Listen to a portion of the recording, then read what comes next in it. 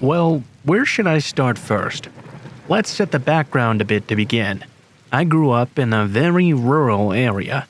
My parents have a pretty big piece of land, with a nice 2-story farmhouse right in the middle of it. To the south of this house is a peach orchard. The west is where the driveway is. It goes through an alley of cottonwood and pecan trees, but the land is pretty open and was used for cattle farming at the time. The east and north is dense woodland and shrubs, which reaches all the way to our neighbors, so about 2 miles total in distance. Now back during this time, I was working at a carpenter's shop in town. I had just gotten my driver's license, and so I was able to get there all on my own. It was a 1.5-hour drive though. We started fairly late in the day, at about 10 a.m. or so. The owner of the company was sort of a night owl and loved to sleep in. Because of this late opening though, we usually had to stay until 9 p.m. That was really no problem in the summer, but it turned out to be a bit of an annoyance in the winter, as it got dark pretty early on, and I hated driving back in the dark. The lights on my car weren't exactly the best anymore. I drove a 1987 Chevy pickup, which had obviously seen some better days. I hadn't had much money back then, so this was all I could afford at the time. One day in late December, about 10 or 11 years ago, I left work that day much later than usual. I had made a pretty stupid mistake on a nightstand I was building for a customer, and I needed to fix it right then because the customer was going to pick it up the next day. When I finally finished it, it was about midnight. I cussed out my own stupidity, closed the shop up, and went out to my car. There were 2 routes I could take to get home. One was on the highway, and the other one was through backcountry and dirt roads surrounded by thick brush and trees. Usually I'd take the highway, as it was much faster and safer, especially in the dark. On this particular day though, there had been a huge accident, and the highway was completely blocked up by emergency services, so I had to take the long way home. As soon as I left the main road and made my way up the dirt trails, I started to get this feeling. You know, the one you get as if something bad is about to happen, almost sort of like an impending feeling of doom. The longer I drove down this dark road, the stronger that feeling got, until it felt like all of my body and soul was aching desperately to turn around. Just drive back all the way to the roadblock and wait there until it got opened again. I tried to suppress that feeling as best as I could. I convinced myself I had driven this route many times before. I knew it was safe, albeit a bit rough on the truck itself. While I was driving through an especially rugged piece of brush only about 10 miles away from my parents' farm, all of a sudden my left front tire popped out of nowhere. I did my best to keep the truck on this rough road and made it to a safe stop eventually. I kept a spare tire in the toolbox and had changed tires quite a lot on my own. I knew it would just be a minor inconvenience and I would be on my way rolling again in just a matter of minutes. But that's where I was wrong. I climbed up on the truck's bed, only to find my toolbox had been broken into and all of my tools and my spare tire had been stolen. So here I was, still miles away from the nearest settlement, in bear and wolf country, in the middle of the night with no cell phone and no way to repair my truck. I had always kept a sort of survival kit in my toolbox as well, with a blanket, a small axe, a fire starter kit, and some old MREs, but all of those had been stolen too. Thank God I still at least had my trusty puukko knife my sister gave me when she moved to Finland. I made the second but much bigger mistake there. I decided to walk home on my own. To this day, I still don't know why I made this decision. All I had to do was wait in my truck until sunrise, as I knew a neighbor drove down this road every day at around 8 a.m. He could have just taken me to town and called my parents to get the truck, but some stupid fart in my brain told me, "Nah, fuck it, just walk home." So, on I went. I locked up the car, took my rucksack with my belongings with me, and started walking the long way. I couldn't have walked very far at all when I suddenly got this very eerie feeling, like something or somebody was watching me. I turned around to look and see if there was an animal or something, but there was nothing there. I picked up my pace to make it out of there as fast as possible, when all of a sudden, I heard some rustling in the bushes to my left. I called out if there was anybody there, but of course I got no answer. The feeling of being watched did not go away though. It got stronger and stronger, and the rustling got more frequent. Suddenly, the brush stopped altogether, and I came upon a small clearing, and that's when he spoke to me for the first time. "Hey there, boy." He had a pretty weird pronunciation. The first part was spoken softly, almost gently, but the boy was like an explosion to my ears. He made a tiny pause in between, then just started spewing out boy. He was big. I'd guess about 6'6". He wore a long trench coat and a hat, gray short hair and these lifeless eyes, almost like a dead fish. But what really scared me was his dog. He had a huge black shepherd-like dog, but it looked very wild, almost like it was part wolf. I immediately froze in fear. I had always heard this term, but I could never imagine it being like this. I couldn't move. I just couldn't do anything, and I tried, trust me. God, did I try. "What you doing there, boy?" he asked me again. "Don't you want to talk to me, boy?" I still couldn't move a finger, but finally my mouth started to work again. I told him about my truck and how I was just trying to walk home. I don't think he was able to understand a single word I was saying, though. He made a few steps towards me, his dog fixating on me like prey. He came so close I could even smell him. It was a very strange smell. A bit like old cigarettes, but there was something else mixed in I just couldn't quite point out. I stood there still, unable to move. He took a deep breath and closed his eyes, almost like he wanted to remember the smell of fear radiating from me. He gave me this big grin. Not a genuine, honest grin, but the kind where the eyes aren't involved at all. They stayed just as lifeless as they were. "Be careful out there, boy. There are a lot of dangerous things out here, you know." After this, he vanished into the brush just as suddenly as he had appeared. I started to thaw up and was able to move my body again.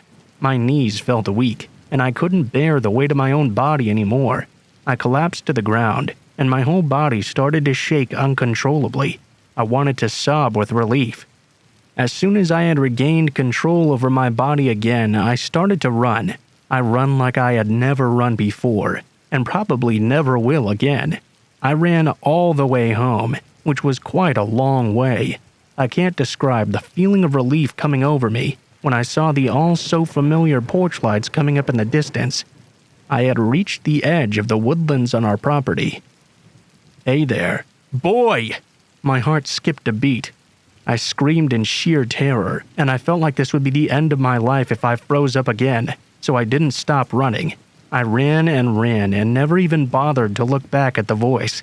Only when I reached the warm yellow circles of light cast by our porch lamps did I dare to look back. A man was just stood there on the edge of the woods like he had done in the clearing, his dog on a leash right next to him. He had that same disturbing grin. I fumbled out my keys as my parents locked the back door at 8 p.m., unlocked the door, and stumbled in. Only when I had locked up did I feel remotely safe again. I went upstairs to my room and made sure all the windows were locked on my way up.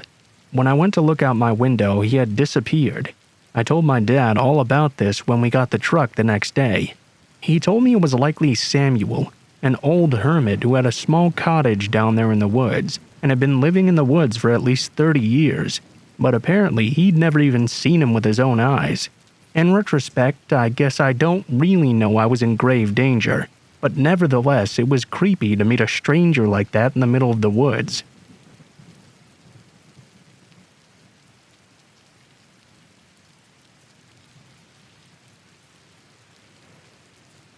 For context, I'm a 5'3", 24-year-old female, and working as a programmer for an IT company in the Philippines.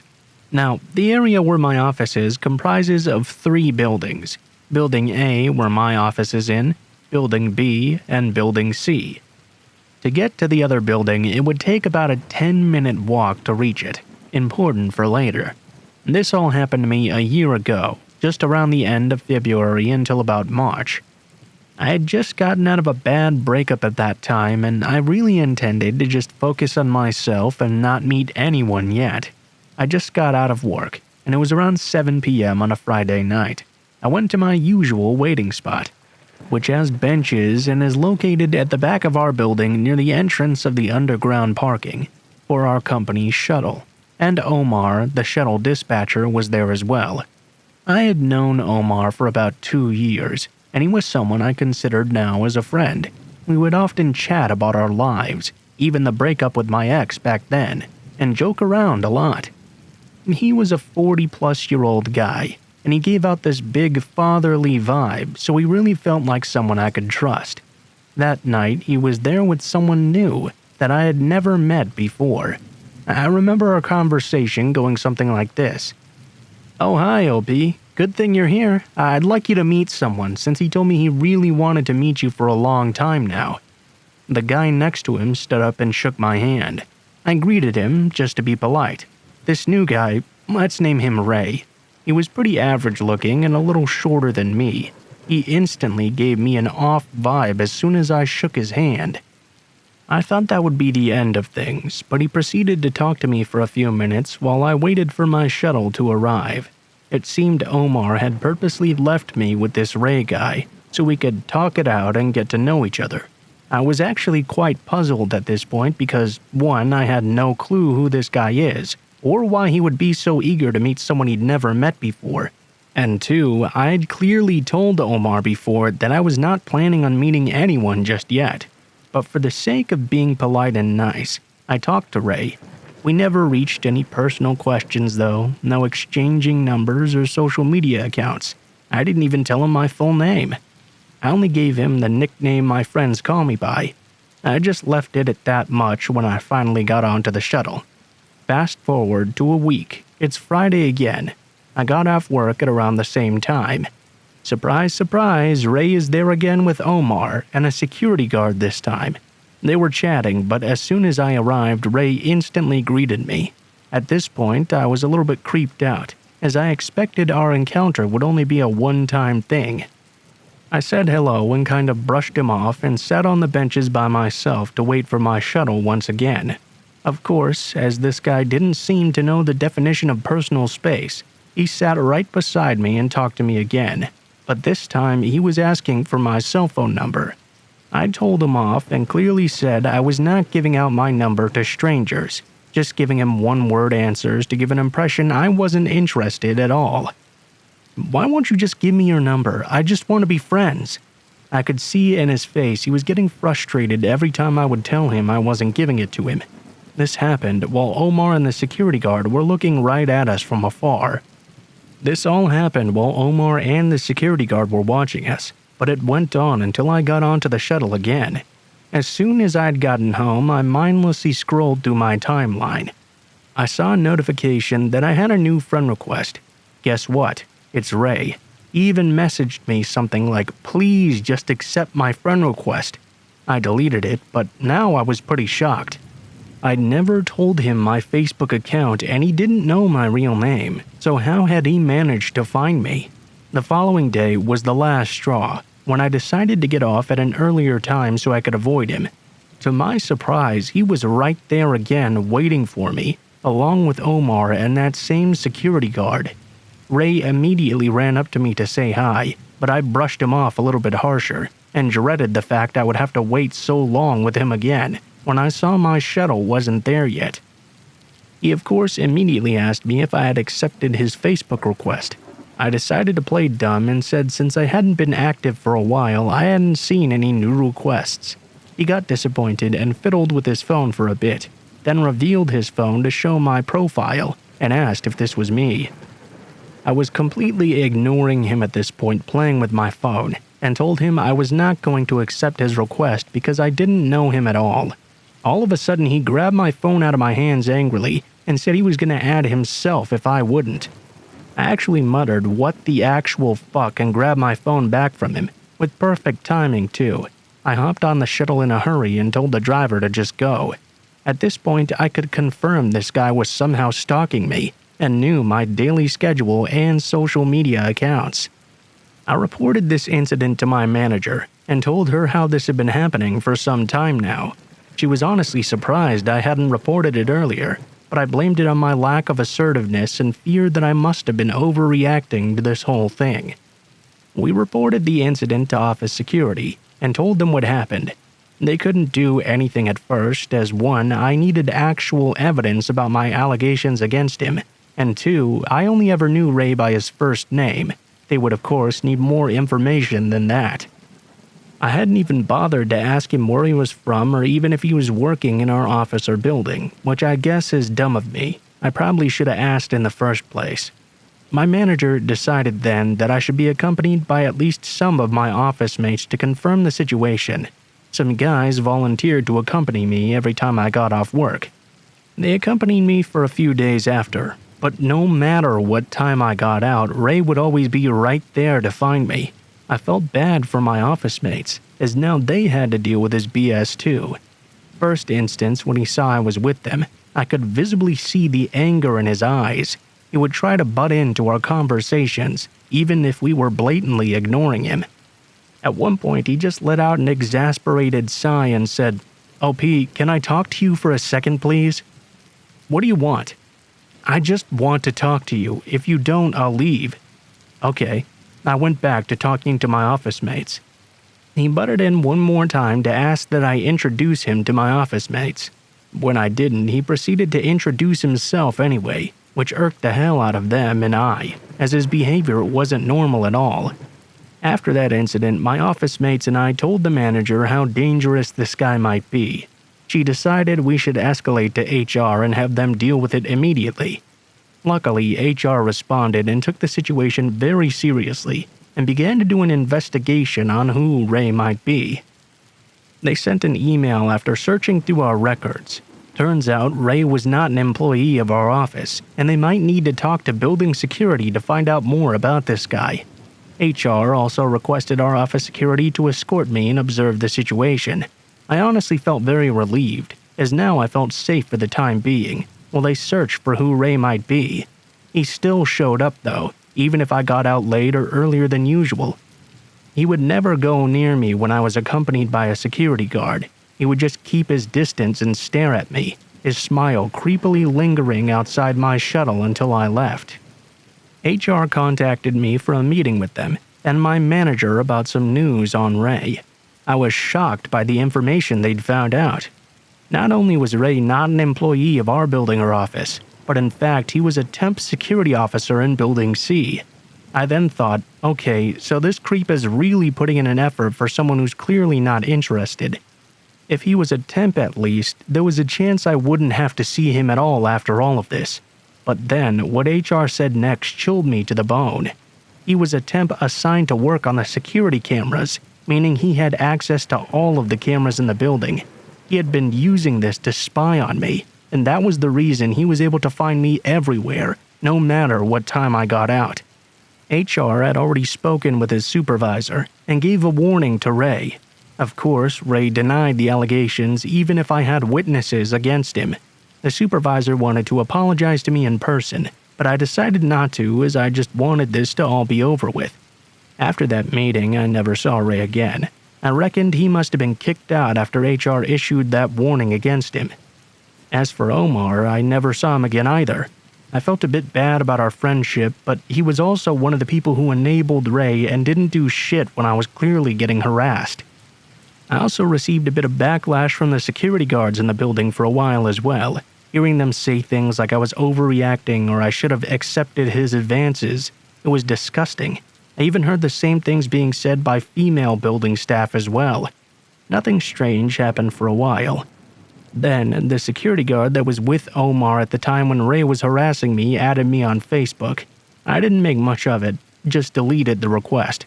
I'm still working in the same office and building as of today, and I've been totally shaken up by the incident. I decided to just keep my distance from people from now on, so I can avoid this ever happening again.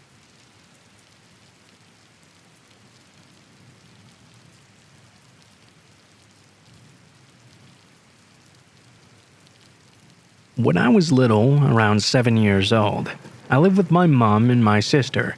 We had different dads but the same mom. My mother and father had separated a couple of years before and lived apart. My dad lived about 2 hours away, and I saw him every other weekend. Since the separation, my mom had gone on various dates with different men, but they all never really worked out. At this point, I would just like to mention that my mom drank a lot of alcohol. She had a very hard life, and alcohol had always been her way to cope with it. I've made peace with that since then, and she's a lot better off today. One morning, I remember waking up and going to my mom's room to see a strange man in bed with her. Nothing unusual, I guess, just another date I'd probably never see again. However, since that date, John never really left our lives, and he and my mom ended up dating for quite a bit. John was actually very nice at first. He would let me and my sister, who was 6 years older than me, stay at his house when my mom did, and he would give us lots of sweets as well. Eventually, though, I can't really remember when, but John began to become very abusive. Honestly, I was so young it all feels like a blur now. I can only recall bits and pieces of information, but I remember him and my mom getting into arguments all the time. He would smash stuff around the house, and even sometimes strike at my mom too. Later on, I learned he did stuff like rip my mom's earrings out and hold a samurai sword to her throat even. Every time they would get into a fight, he would leave at stupid times like 3 a.m. My mom would leave a bit later to go after him, I presume. This would leave my sister, then 13, to look after me and get me ready for school.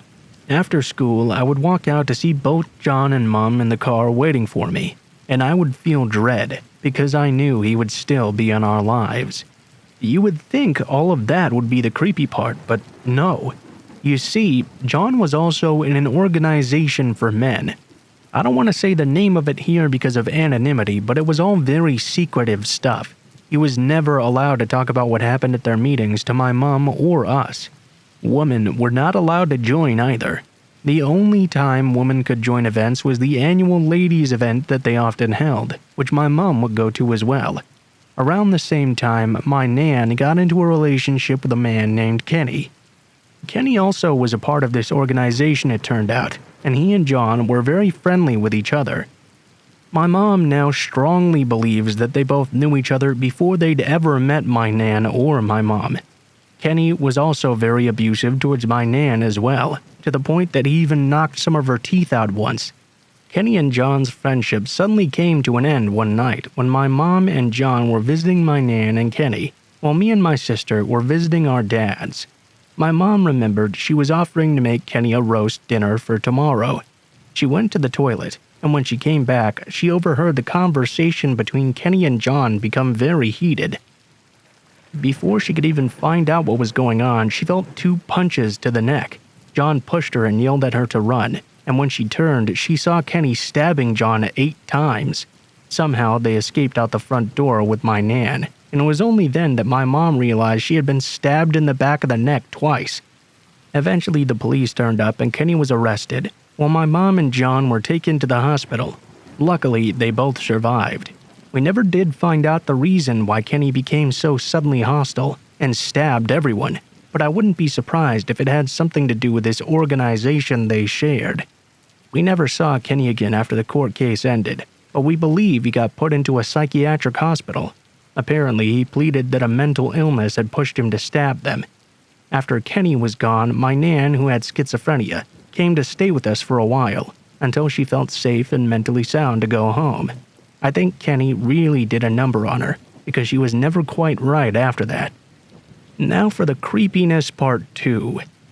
Despite Creeper Kenny now being gone, John was still around, which didn't make my life any easier. He made life hell for us after instead. Constantly getting angry, hitting my mom, getting angry at me and my sister. Once I accidentally dropped and broke a pot of mustard on the floor. I remember my mom and I just freezing, because we were so terrified at how John would react.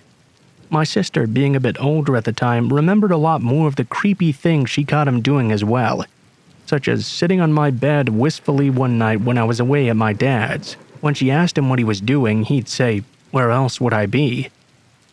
She once walked in on my mom crying. When she asked what was wrong, John just told her, a 16-year-old, "Your mom was raped." Me and my mom would have to go on walks at midnight around the neighborhood if we made him angry, and my sister can't quite remember why. But once she was so terrified and upset at John, she ran out of the house barefoot and ran all the way to her dad's, which was a 10-minute walk away. When she arrived at his house, John was already waiting there. That fucked my sister up, because she left the house before John did and sprinted to her dad's. The only way he would have made it there before her was if he ran too. My mom became very strange and weird during her time with John, doing things she had never done before, as if she was having a mental breakdown. At the time, we believed it was just because John was abusive and because of the alcohol. In recent years, though, she's admitted to us that she believes John was drugging her at the time. She even ended up marrying him overnight with only 2 witnesses, both from the secret organization.